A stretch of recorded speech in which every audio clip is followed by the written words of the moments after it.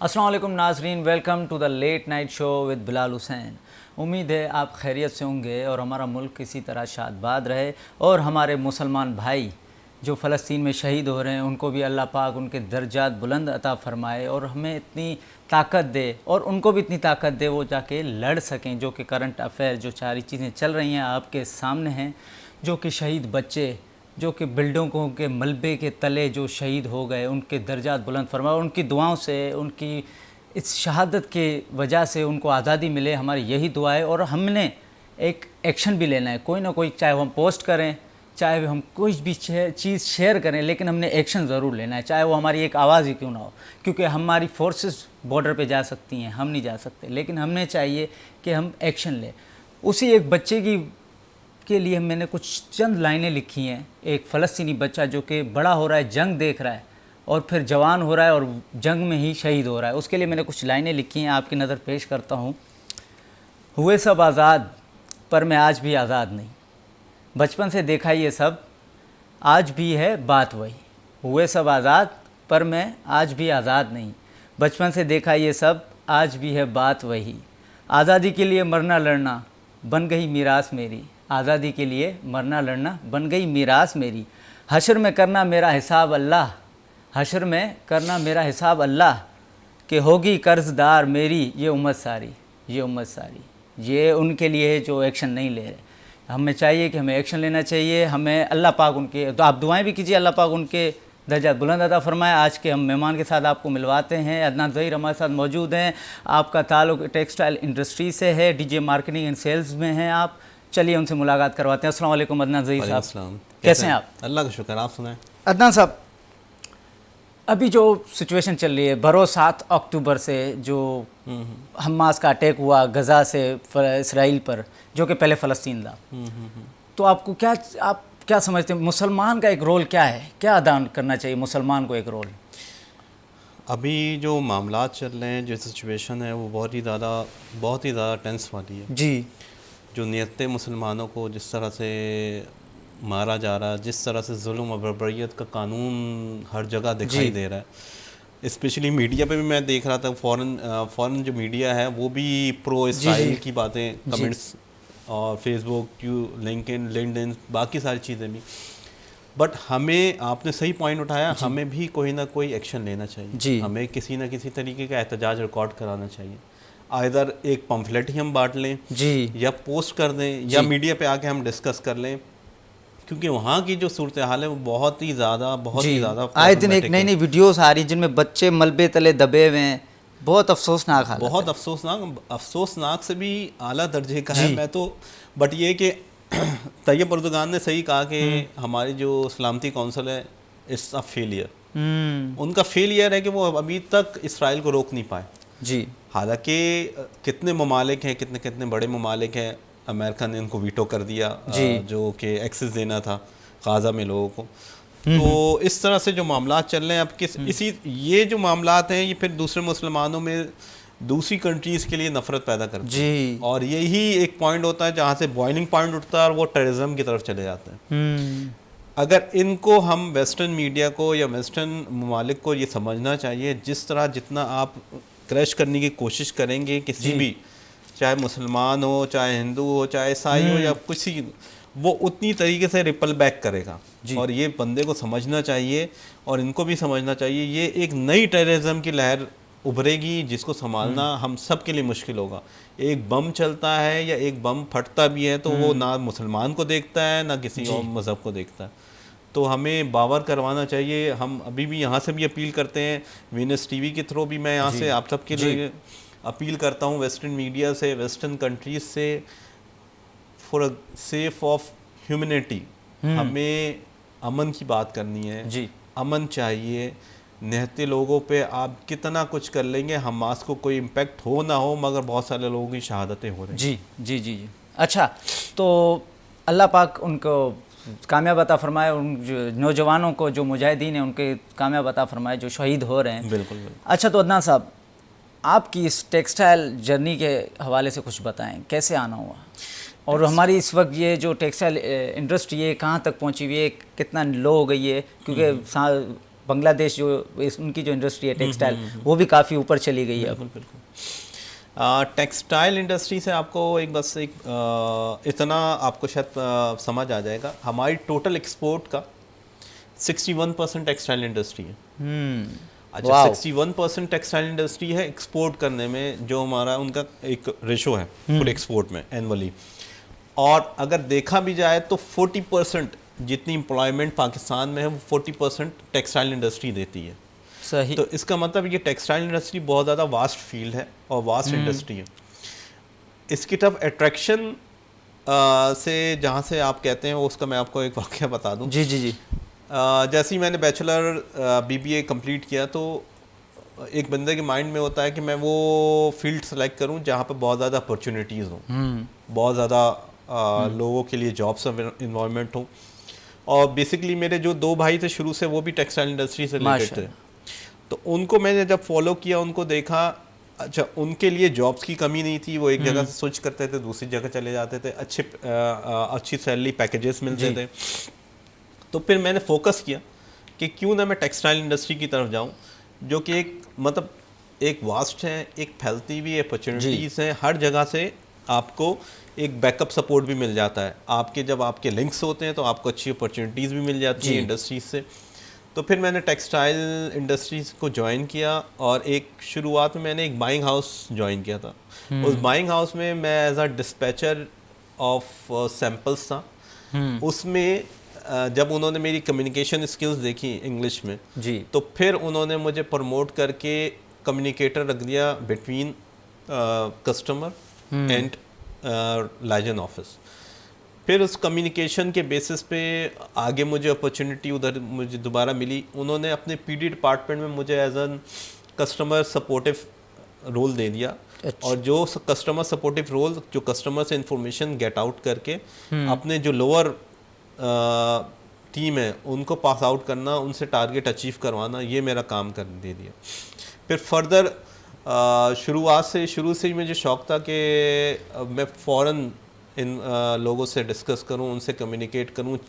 शुरुआत में चैट्स वगैरह बहुत ज़्यादा आई थी, चैटिंग से स्टार्ट हुई, उससे कम्युनिकेशन स्किल मेरी बेहतर होते शुरू हो गई। फिर जैसे ही मैंने प्रोफेशनल बिज़नेस पढ़ना शुरू कर दिया, बिज़नेस लैंग्वेज शुरू कर दिया, तो उससे भी बहुत ज़्यादा मुझे इन्फॉर्मेशन मिली किस तरह से बात करते हैं। फिर मैंने आगे जब लोगों से मिलना शुरू किया तो डाइवर्सिफिकेशन ऑफ कल्चर मुझे पता चलना शुरू हो गया कि वो जो हमसे उस लाइन के उस पार है, उनकी हमारे बारे में क्या सोच है। हम जिसको सही कहते हैं शायद वो उसको वो गलत कहते हैं। तो उस चीज़ का जब मुझे डाइवर्सिफिकेशन पता चलना शुरू अच्छा, वेस्टर्न कंट्रीज से जब उनसे मुलाकात करना शुरू कर दिया, जब उनसे बातचीत शुरू कर दी, तो बीच में जो हेजिटेशन थी वो ख़त्म हो गई। वो हमारे कल्चर को, या वो मुझे समझना शुरू हो गए, मैं उनको समझना शुरू हो गया, वो मेरे एक टीम का पार्ट हो गए, मैं उनकी टीम का पार्ट हो गया।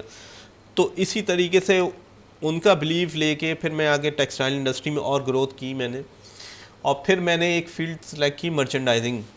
जो मर्चेंडाइजिंग होती है वो यही होती है कि कम्युनिकेट करना बिटवीन मार्केटिंग, मर्चेंडाइजिंग का काम ही यही होता है, कम्युनिकेशन ब्रिज बनना कंपनी और बायर के दरमियान। बायर के लिए जो फेस होता है यहाँ की कंपनी का, वो मर्चेंडाइजिंग, मार्केटिंग मर्चेंडाइजिंग होती है। तो मर्चेंडाइजिंग का जो बेसिकली रोल ये होता है कि उनसे ऑर्डर, एक सिंपल लैंग्वेज में समझाता हूँ, ऑर्डर्स लेना भी एक बहुत बड़ा आर्ट है, उसके लिए तो एक अलग है, बट सिंपल लैंग्वेज में ये है कि ऑर्डर्स लेना बायर से ऑर्डर लेके उनकी जो तमाम तरह रिक्वायरमेंट्स है अपने नीचे टीम को पास आउट करना, पास आउट करके उनके जितने भी पैरामीटर्स हैं उनको आपने चेक एंड बैलेंस करना, नीचे वाली टीम कैसे प्रोड्यूस कर रही है और टाइमली प्रोड्यूस करना। बेसिकली एक कंपनी बहुत ज़्यादा सफ़र करती है कि अगर उसके लिए शिपमेंट ऑन टाइम ना हो। आप सी की लेट सपोज एक कंटेनर है, वो $2000 का कंटेनर आ रहा है, सही, जिसमें आप 64 CBM, एक जर्गन, अब अपनी टेक्सटाइल की बात करूं, कि एक कंटेनर में माल भर सकते हैं। सही।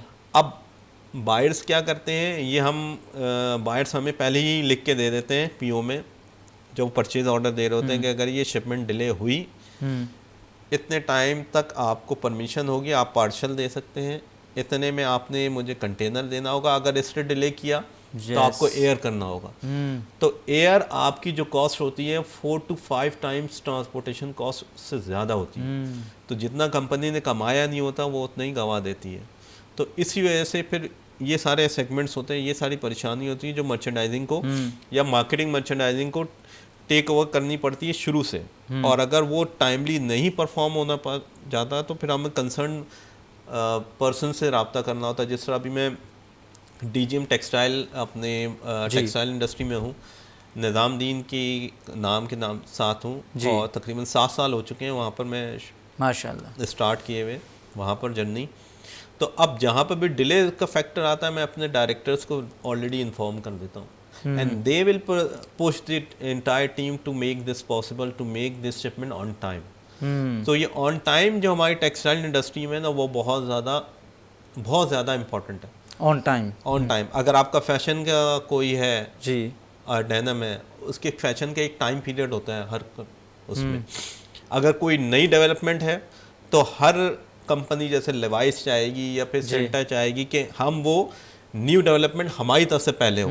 तो जब शिपमेंट पहुंचेगी तो पहली डेवलपमेंट होगी। तो ये बहुत ज़्यादा फैक्टर इन्वॉल्व। अच्छा, ये तो एक इंडिविजुअल पर्सन के हवाले से आपने बताया ना कि अब मुल्की सतह पर कहाँ पर हैं हम, हमारी इंडस्ट्री कहाँ तक पहुंची है या नीचे गिर गई है? हमारी इंडस्ट्री अगर शुरुआत में देखा जाए तो ग्रोथ तो हुई थी कुछ दिनों पहले गवर्नमेंट सपोर्ट की वजह से।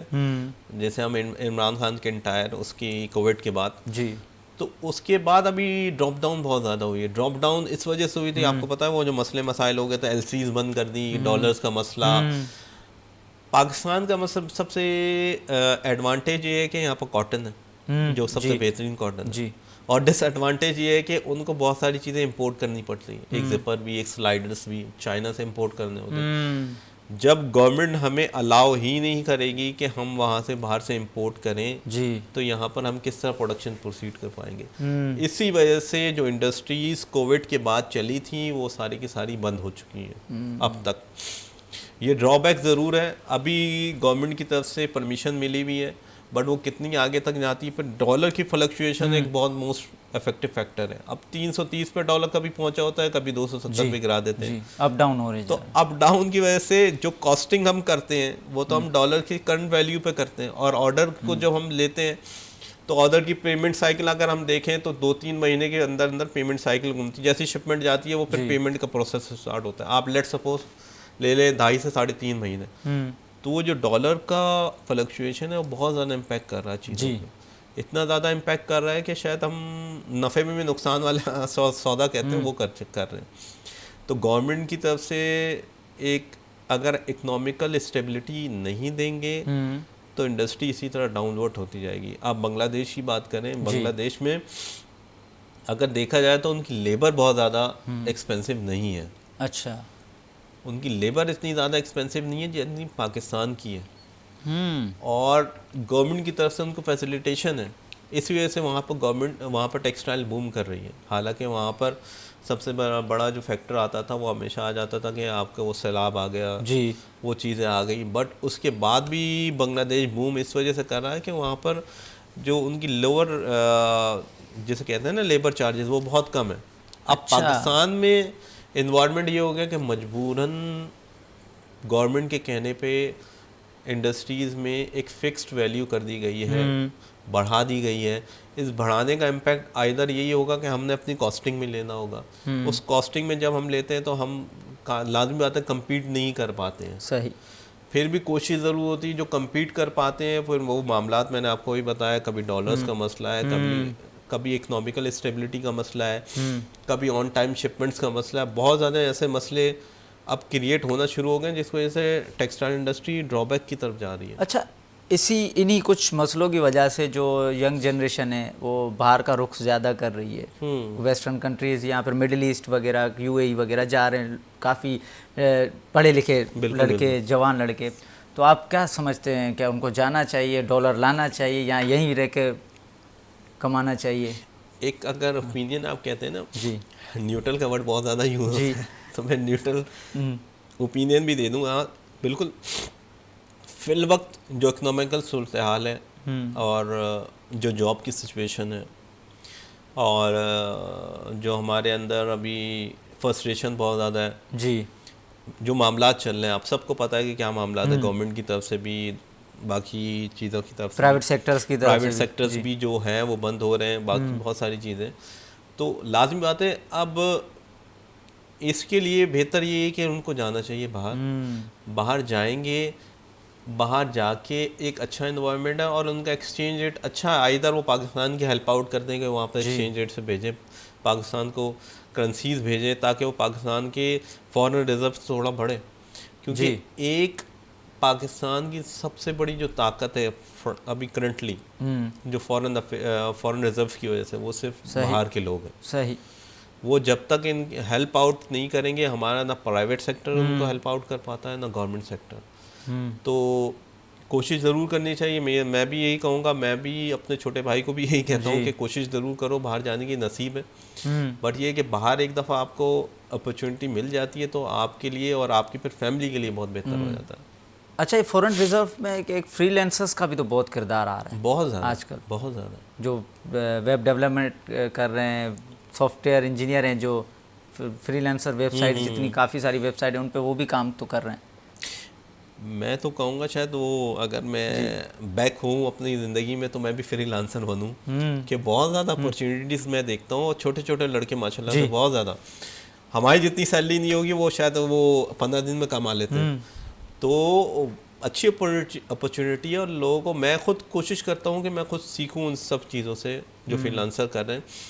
1 घंटे में, आधे घंटे को कोशिश करना चाहिए, जितना हम अपने मोबाइल में शायद सोशल मीडिया को चेक करते करते इतना टाइम अगर हम बर्बाद कर दें, तो इससे बेहतर ये है कि हम फ्रीलांसर की तरफ आएँ।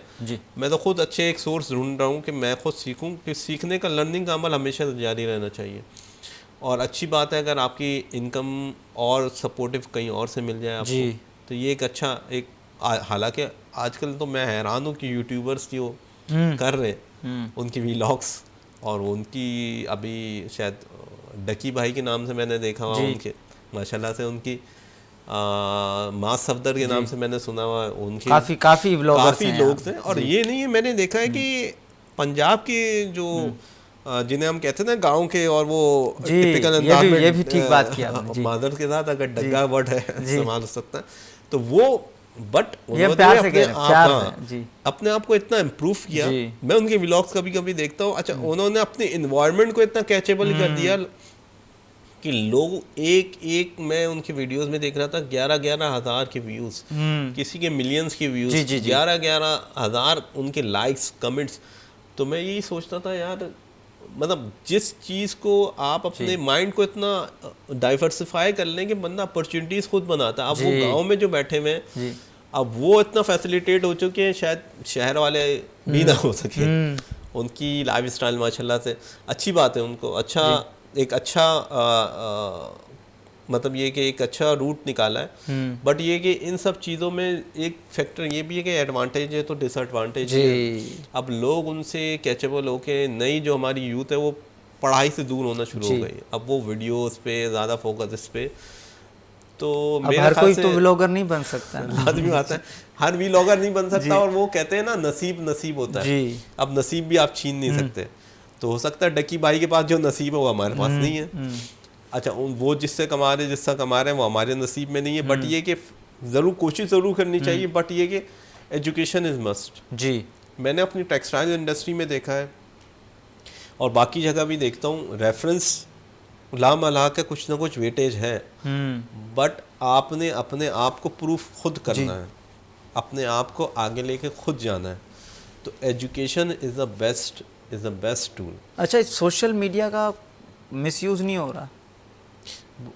मैं वही कह रहा हूँ ना, एडवांटेज है तो डिसएडवांटेज भी बहुत ज़्यादा। अभी आप जो गज़ा की बात कर रहे हैं ना, इस गज़ा पे भी मैं कभी कभी वीडियोस देखता हूँ ना, तो मुझे वो पुरानी वीडियोस दिख रही होती हैं जो करंटली आप ये कहते हैं कि गज़ा में हो रहा है, या फिर ये मुजाहिदीन कर रहे हैं। ये फिर जैसे अभी जो इसराइल ने प्रोपेगेंडा किया कि वो हमने हॉस्पिटल पर अटैक नहीं किया, उन्होंने फुटेजेस जारी किए। अब उनकी ही क्रॉस में अल जज़ीरा वालों ने फुटेजेस जारी किए कि ये सारी चीज़ें हुई हैं। तो बहुत ज़्यादा इन्होंने इसी कुछ दिनों पहले जो बाइडन ने भी इस चीज़ का एक्सेप्टेंस की थी कि उन्होंने ये कर दिया कि मुजाहिदीन ने बच्चों के सर काट के घर में रख दिए, उसकी भी वीडियोस वायरल हुई जी। बट एट दी एंड जो बाइडन ने भी एक्सेप्ट किया कि ये नहीं है ऐसा, मेरे पास इंफॉर्मेशन शायद ऊपर नीचे हो गई।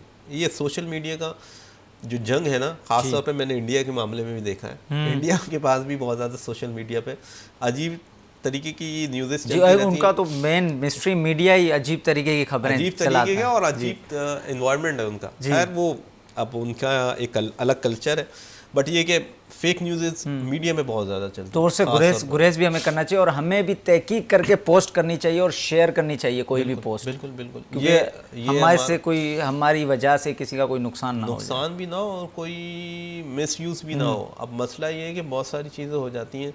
अब इस्लाम में भी यही है कि पहले आप तहकीक कर लो फिर आप फॉरवर्ड करो। मैं भी कोशिश करता हूँ कि मैं इस पर अमल करूँ और मैं आप लोगों से भी कोशिश बोलूँगा कि आप इस पर अमल करें। जी जी, बहुत बहुत अच्छे बात कर रहे थे। अदनान ज़हीर हमारे साथ मौजूद थे। ब्रेक का वक्त हो रहा है, प्रोड्यूसर साहब हमें कह रहे हैं ब्रेक, उनके साथ बातें करेंगे उनकी एजुकेशन के हवाले से, उनके बचपन के हवाले से। ब्रेक के बाद मिलते हैं। ब्रेक के बाद खुशामदीद। अदनान ज़हीर हमारे साथ मौजूद थे, उनके हवाले से हमने उनकी जर्नी के हवाले से बात की, टेक्सटाइल इंडस्ट्री के हवाले से बात की, मौजूदा हालात जो चल रहे हैं इस वक्त दुनिया में और हमारे मुल्क में, पाकिस्तान में, उस हवाले से बात की। आइए उनकी एजुकेशन के हवाले से बात करते हैं। तो अदनान साहब, स्कूल में और फिर कॉलेज में आए आप, कैसे स्टूडेंट थे स्कूल में? जैसे एक इंट्रोवर्ट बच्चा होता है, बस चुपचाप पढ़ाई, या फिर एक शरारती, भाई खेलना भी है पढ़ाई भी है, एक्स्ट्रा ऑर्डिनरी किस्म के?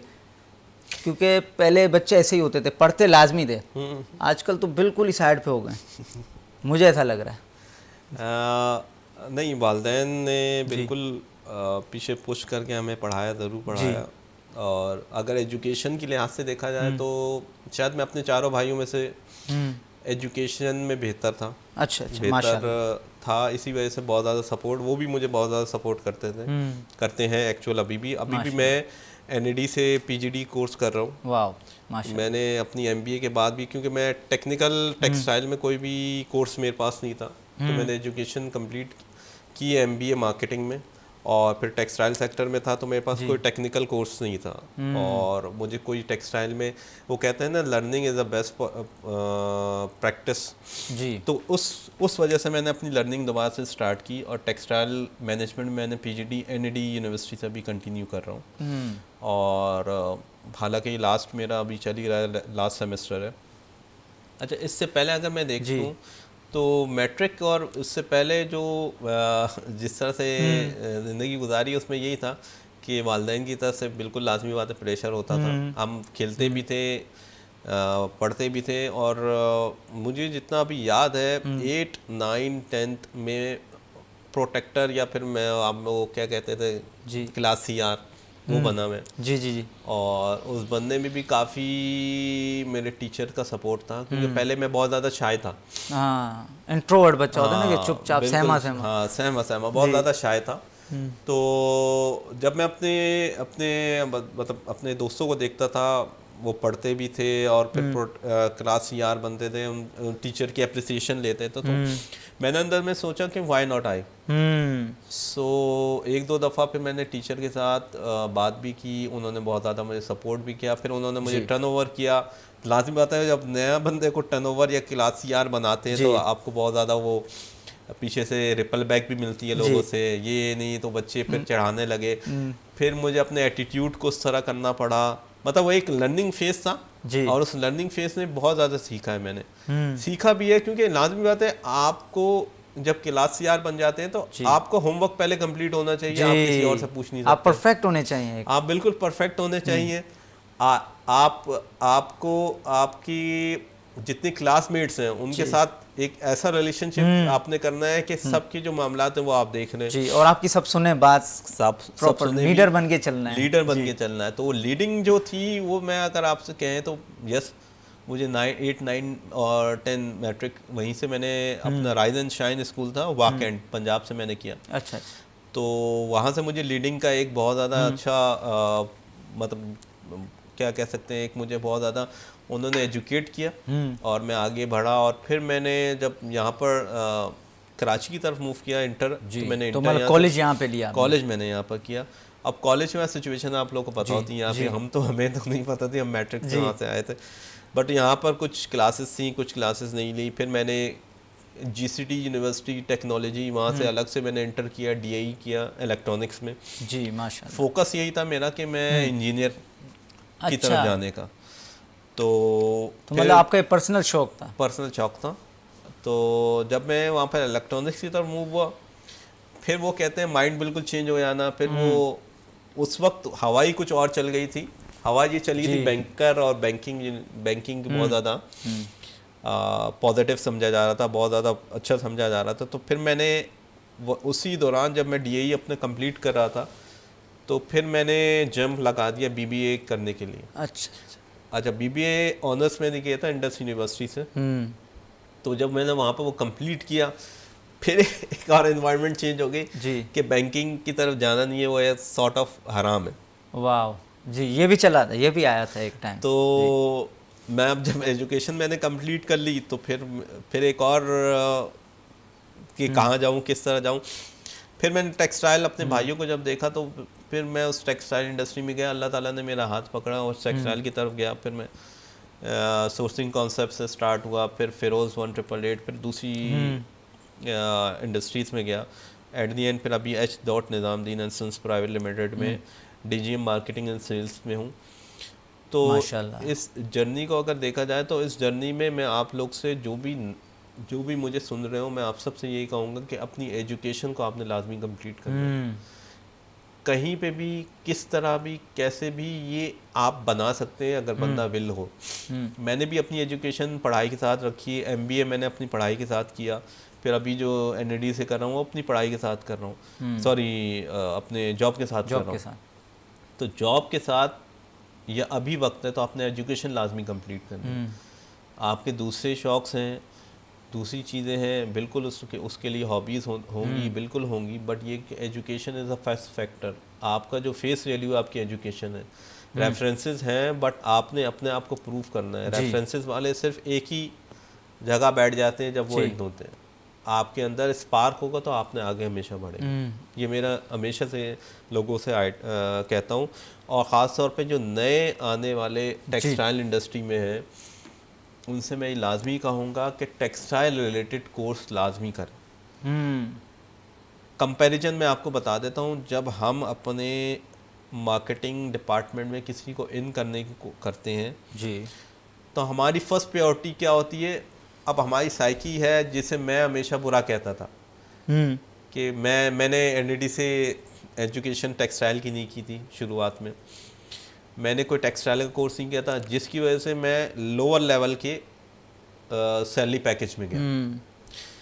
अब आप लोअर लेवल से मुराद ये है कि अभी हमें पता होता है कि भाई NAD से टेक्सटाइल रिलेटेड नहीं है, या टेक्सटाइल किसी इंस्टीट्यूट से नहीं है, तो हम उसकी सैलरी लगते हैं 32,000 रुपये। सही।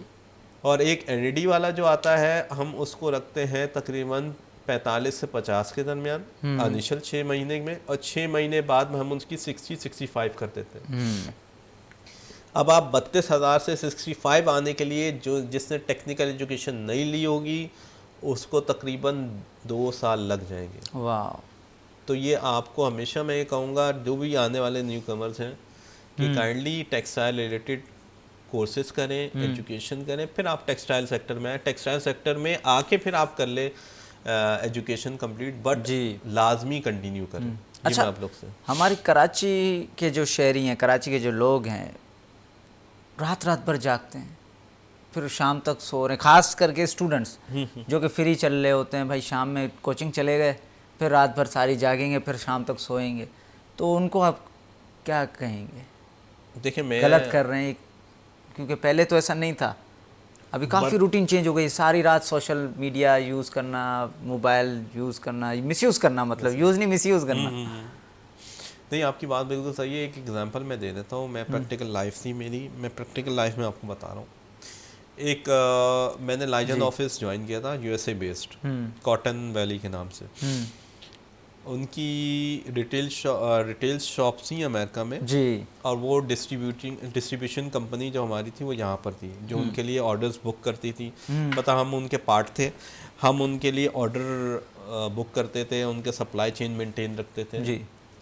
तो यूएसए बेस्ड होने की वजह से हमेशा हमें दिन के वक्त ऑफिस ज्वाइन करना पड़ता था और 11 बजे रात के या 11:30 बजे छुट्टी होती थी। वो लाइफ अगर मैं देखूं तो वो मुझे बहुत ज़्यादा बेचैन करती थी। अच्छा। क्योंकि वो लाजमी बात है, मेरा वर्किंग स्टाइल ही चेंज हो गया था। आपकी बात बिल्कुल, रात भर मैं रात को पहुंचा तो फैमिली को क्या टाइम दूंगा। अब फैमिली को मैं जगा के रखता हूँ तो सुबह लेट तो उठ रहा हूँ। मेरे बच्चे और स्कूल जा रहे हैं, मैं उनको देख नहीं पा रहा हूँ। अच्छा, वो सुबह स्कूल जा रहे हैं, मैं दिन को घर ऑफिस जा रहा हूँ, और जब मैं आ रहा हूँ वो सो रहे हैं। मैं अच्छा, इसमें एक और चीज़ें मैंने काफ़ी आप हदीस के रेफरेंस तो मुझे याद नहीं है, बट मैंने पढ़ा जिसका मफहूम यही था कि जो सुबह नहीं उठते उनके रिक्स में या उनकी ज़िंदगी में खुशहाली नहीं होती। और ये हकीकत है, ये मैंने खुद महसूस भी किया है। और मैं आप लोग से यही कहूँगा कि ये आप भी खुद महसूस करेंगे, मॉर्निंग में उठना और उसमें काम करना एक अलग सी फील होती है, एक अलग से वो आपके अंदर स्पार्किंग आई हुई थी कि नहीं, बहुत सारी चीज़ें। अब मैं जब लेट उठता हूँ तो जिस तरह संडे को मैं लेट उठता हूँ और बहुत शाना अंदाज में कोशिश करता हूँ, तो वो पूरा दिन मेरा बर्बाद हुआ, दिन खराब हो जाता है। बिल्कुल दिन खराब होता है, आधा दिन कैसे गया होता पता ही नहीं होता, और अगले दिन मुझे ऑफिस भी जाना होता। बहुत सारी चीज़ें, बहुत सारे काम सर पे अटके रहते हैं, क्योंकि अल्लाह पाक का एक निज़ाम है ना, बरकत ख़त्म हो जाती है। एक अल्लाह पाक का निज़ाम बना हुआ है। अच्छा, तो आपकी कैसी है रूटीन अभी फ़िलहाल इस वक्त? अभी फ़िल वक्त यही है कि मैं ऑफिस तकरीबन पहुंचना होता है मुझे 9:30 तक। फिर वहाँ से निकलने में मुझे तकरीबन समझे कि 7 तक हो जाते हैं। फिर 8 या 8:30 तक घर। फिर बच्चों को तो थोड़ा टाइम दे देता हूँ, बातचीत कर लेता हूँ। फिर वो सारे फैक्टर, फिर ये 11 बजे तक बच्चे सो जाते हैं। फिर मैं 1 घंटा मेरे पास होता है। फिर मैं अपनी वाइफ के साथ जो अपने घर के मामला है बाकी डिस्कस करके 12 बजे तक बस। अच्छा, और आपकी हॉबीज़ या कोशिश मेरी ये होती है कि हॉबीज़ में समझो कि क्रिकेट का पहले बहुत ज़्यादा जुनून था और अभी भी है, कोशिश तो होती है, बट ये कि आजकल इन्वायरमेंट ऐसा हो चुका है, और इन्वायरमेंट क्या, लाइफ स्टाइल ऐसा हो चुका है, बहुत कम टाइम है। अब तो बच्चों के लिए भी मुश्किल हो गया, ग्राउंड्स खत्म हो गए कराची में। खत्म हो गए कराची का यही बहुत बड़ा ड्रॉ फैक्टर है। कभी कभी अंदर से वो फील होती है कि हम बहुत ज़्यादा बुढ़े हो चुके हैं जी मतलब बुढ़े इस सेंस में हो चुके हैं कि घर से ऑफिस, ऑफिस से घर, बस ये एनवायरनमेंट रह गया ना। वो फिजिकल एक्टिविटीज रह चुकी, फिजिकल एक्टिविटीज खत्म हो गई। अब मैं अपने बच्चों को कभी कभी पिंच करता हूँ, जाके फिजिकल एक्टिविटी करो। मेरे घर, मेरी फैमिली ने, जब हम बच्चे थे तो हम तो फिजिकल एक्टिविटी के बगैर रहते ही नहीं थे जी। मगर अब देखता हूँ मोबाइल, लैपटॉप, ये और वो। मैं अपने मेरे बच्चों के हाथ में भी लैपटॉप, मोबाइल होता है, मैं अंदर से कभी कभी फील होता है कि यार ये सही नहीं। हर किसी के पास एक मतलब अपना टीवी आ गया है ना अब, क्योंकि जैसे पहले होता था सारे हॉल में, एक लॉन्च में या किसी कमरे में, रूम में बैठे हुए हैं, टीवी चल रहा है, सब बैठे हुए हैं, और फिर एक टाइम आएगा कोई घर का बड़ा टीवी बंद करेगा, बोलेगा चलो भाई सो जाओ सारे, तो सारे जाके सो जाएंगे, एक टीवी, कोई उठेगा ही नहीं फिर, क्योंकि एक ही टीवी था। अब सबके पास अपना है, सब अपना, सारे अपने अपने रूम में अपने अपनी साइड पे बैठे हुए अपना एंजॉय कर रहे हैं। यही फैमिली लाइफ को बहुत ज़्यादा डिस्टर्ब कर चुकी। मैं वही कह रहा था कि इस चीज़ ने टेक्नोलॉजी के एडवांटेजेस तो हैं, डिसएडवांटेजेस भी बहुत ज़्यादा हैं, बहुत ज़्यादा। अब मैं अपने बच्चों को देखता हूँ तो वो भी नहीं, मैं बट ये कि मेरी वाइफ बहुत ज़्यादा कोशिश करती है, मैं भी कोशिश करता हूँ, हालांकि वो मुझे भी पुश करती है कि आप लें, फिर इन्वॉल्व हैं बच्चों के साथ मोबाइल वगैरह छोड़ के। तो ये होना भी चाहिए। और मेरे ख्याल से कभी कभी लगता है, और कभी कभी मैं मोबाइल रख के, सबके मोबाइल रख के अपने पास रख देता हूँ और बातचीत शुरू कर देता हूँ। तो करना चाहिए। ये हमें एक लॉकडाउन ने भी एहसास दिलाया था, बिल्कुल, कुछ लम्हात के लिए, कि सारे एक साथ जुड़ गए थे, सारे फैमिली एक साथ बैठ के एक दूसरे के साथ बातें शेयर कर रहे थे। क्योंकि अब जैसे कि लाइफ शुरू हो गई है, कोई किस अपने काम से, कोई किसी को टाइम नहीं मिल रहा, किसी की जॉब रूटीन चेंज हो गई है। तो एक लॉकडाउन का ऐसा समय था जो एक दूसरे को हम समझ पा रहे थे, एक बात कर पा रहे थे, एक दूसरे की प्रॉब्लम्स देख पा रहे थे, ऐसा भी था। अच्छा, एजुकेशन लेवल, अब तो आप अपने बच्चों के स्कूल भी जाते होंगे, तो किस लेवल पर अभी हमारा एजुकेशन लेवल पहुंचा? क्योंकि आपने वेस्टर्न कंट्रीज़ के भी लोगों से आपका ताल्लुक़ रह चुका है, तो हमारी एजुकेशन कहाँ तक पहुंची है? एआई, आर्टिफिशियल इंटेलिजेंस आ गई है इस दुनिया में, तो वो अभी अगर इंसानों ने, ये बड़े बड़े साइंटिस्ट का कहना है, अगर इंसानों ने उसको कंट्रोल करना नहीं सीखा तो वो हमें कंट्रोल करेगी।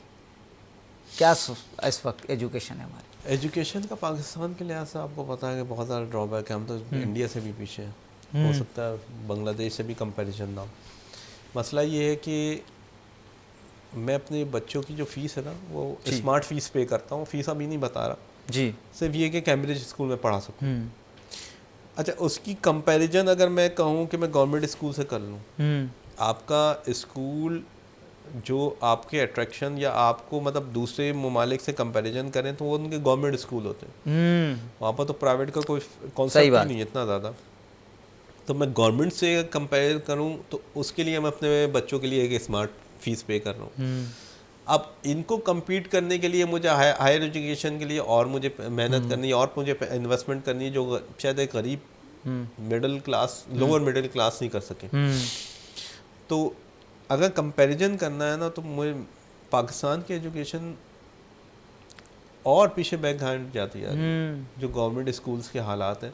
देखिए हम आप या बाकी लोग कर सकते हैं बट मेजर लोग नहीं कर सकते जी। वो अपने आजकल के मामला जो चल रहे हैं वो अपने रेंट पे करें, अपने ग्रॉसरी करें या दूसरे मामला देखें या एजुकेशन पे खर्च करें। तो एजुकेशन पाकिस्तान की बहुत ज़्यादा ड्रॉबैक चलती जा रही। हाँ, एजुकेशन यहाँ के लोग बाहर जाके जो एजुकेट होके वापसी आए तो वो कुछ बेनिफिट कर पाए। पाकिस्तान की गवर्नमेंट अगर अच्छे स्टेप्स ले ले, आपने देखा होगा सिंध स्कूल्स का क्या हाल हुआ, अंदर भैंसें तक बंधी हुई हैं, तो उनको बेचारों को एजुकेशन इस बेसिक नीड की वजह से भी उनके पास कोई नीड नहीं है। हाँ, सिंध के मुकाबले में पंजाब की एजुकेशन इज़ बेटर। वाह। और इस कराची, अच्छा, सिंध के मुकाबले में हमारी केपी की भी एजुकेशन इज़ बेटर। वाह। मगर ये जो सिंध है, ये सिंध की एजुकेशन बिल्कुल ही ख़त्म है, बिल्कुल कराची समेत। कराची समेत मैं देखें, मैं बात करूँ गवर्नमेंट स्कूल। जी। प्राइवेट सेक्टर फिर भी काम कर रहा है। प्राइवेट सेक्टर काम कर रहा है तो पैसे ले रहा है। मैं तो सिर्फ उनकी बात कर रहा हूँ बेचारे जो पढ़ाना चाहते हैं और वो बेचारे अभी तक पढ़ नहीं पाए। मगर बहुत ज़्यादा लोग टैलेंटेड हैं, मैंने सुना भी है, मैंने अखबार में भी देखा है किसी की सब्ज़ी बेचने वालों के बच्चे टॉप्स कर रहे हैं। अच्छी बात है, उनको फैसिलिटेट करना चाहिए। ऐसे कई लोग होंगे जो कि अपॉर्चुनिटीज़ नहीं मिल पा रही हैं तो वो पीछे ही रह गए, तो उनको अपॉर्चुनिटीज़ मिलनी चाहिए और हमें भी अपना सोसाइटी में रोल पार्टिसिपेट करना चाहिए। अच्छा, वक्त की बहुत किल्लत है अदनान साहब, कोई पब्लिक मैसेज हमारे व्यूअर्स को आप देना चाहेंगे? पब्लिक मैसेज देने में सबसे अहम यही है, मैंने आपसे यही कहा कि अपनी एजुकेशन को कंटिन्यू रखें, किसी भी हाल में एजुकेशन ना छोड़ें। हमारे क्वालिटी के एक बहुत बड़े फ़िलासफ़र हैं डेमिंग की एक बहुत अच्छी फ़िलासफ़ी है जो मेरे अभी तक दिमाग के अंदर घूमती रहती है। हालांकि मुझे लोग कहते हैं आप इतने हैं, आपकी एजुकेशन इतनी है, आपने इतना एक्सपीरियंस है, तो उसने ये कहा था कि कंटिन्यूअल इम्प्रूवमेंट, अपने अंदर कंटिन्यूअल इम्प्रूवमेंट लाते रहें। सही। अगर रिलेशनशिप में देखें तो अच्छी से अच्छी रिलेशनशिप बनाने की कोशिश करें। अभी जिस स्टेज पे हैं उससे ज़्यादा स्टेज पे जाएं। एजुकेशन में है तो उससे ज़्यादा स्टेज पे जाएं। कभी भी ये मत सोचना कि आप मतलब हो गया जी, आप मतलब 100% आपने कर लिया, नहीं कर लिया आपने। हमेशा इम्प्रूवमेंट रहती है और रहेगी, और ये दुनिया का कानून है, और जो शख्स इस कॉन्सेप्ट में चलता है वो हमेशा आगे बढ़ता है। जी। तो अच्छे, अगर आप मुसलमान हैं तो और अच्छे मुसलमान बने माशाल्लाह। इसी तरीके से अगर आप अच्छे बाप हैं तो आपके जो बाप हैं उनसे भी अच्छा बने, कोशिश यही रहती है। और हम सब के लिए भी अल्लाह ताला हमारे वालिदैन के साया हमारे सर पर सलामत रखे, आमीन। तो ये बंदे को समझना चाहिए। और मैं आपसे यही कहूँगा कि continual improvement as a technique, as a weapon use करें ताकि आप अपने अंदर इम्प्रूवमेंट लाते रहें। चलें जी, बहुत अच्छा लगा हमें बात करके। अदनान ज़हीर साहब के साथ हम बात कर रहे थे digital marketing sales in textile industry में। आप उनके हवाले से हमने बात की, इंडस्ट्री के हवाले से, उनकी पर्सनल लाइफ के हवाले से हमने बात की, करंट अफेयर के हवाले से बात की। उन्होंने हमें बहुत मोटिवेट भी किया, उन्होंने अपनी लाइफ जर्नी भी बताई, क्योंकि हमने कुछ ना कुछ सीखा ज़रूर। आपने भी सीखा होगा। और हम हर हफ्ते मिलते हैं आपसे। मुझे इजाज़त दीजिए, बिलाल हुसैन और अदनान ज़हीर को इजाज़त दीजिए। अगले हफ्ते मिलेंगे आपसे ज़रूर इंशाअल्लाह। अल्लाह हाफ़िज़।